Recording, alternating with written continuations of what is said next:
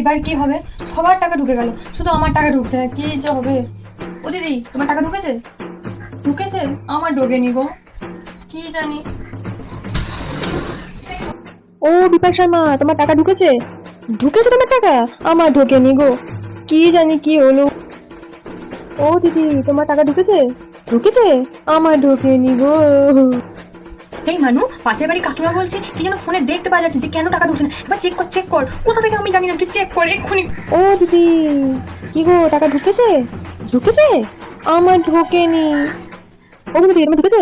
আমার ঢোকেনি গো, সবাই ঢুকে যাবে না, তাহলে আমারটা কি হলো কে জানে, আমার তো হারিয়ে গেছে। এই মেয়েটার জন্য আমার টাকা ঢুকলো না। একটা ঠিকঠাক ফর্ম ফিল আপ করতে পারে না, এতদূর পর্যন্ত পড়াশোনা করলে কি করতে, পড়াশোনা করলে একটা ঠিকঠাক ফর্ম ফিল আপ করতে পারিস না। এই মানু, আমার আধার কার্ডের নাম্বারটা ঠিকঠাক দিয়েছিলিস তো? এই মানু, আমার ফোন নাম্বারটা ঠিক দিয়েছিলিস তো? এই মানু, আমার ব্যাংকের নাম্বারের জায়গায় অন্য কারোর ব্যাংকের নাম্বার দিয়ে দিয়েছিলিস তো? অন্য কারোর অ্যাকাউন্টে টাকা ঢুকে না তো? কি করবো, আমার তো টাকাই ঢুকলো না। কি গো দিদি, তোমার টাকা ঢুকেছে? ও ঢুকে গেছে, এবারে সবাই ঢুকে গেছে, শুধু আমার বাদে। কি জানি কি হয়েছে আমার। এই সমস্যা থেকে একমাত্র ঠাকুর আমায় উদ্ধার করবে। যাই, আমি ঠাকুর ঘরে যাই, ঠাকুরই আমার একমাত্র ভরসা।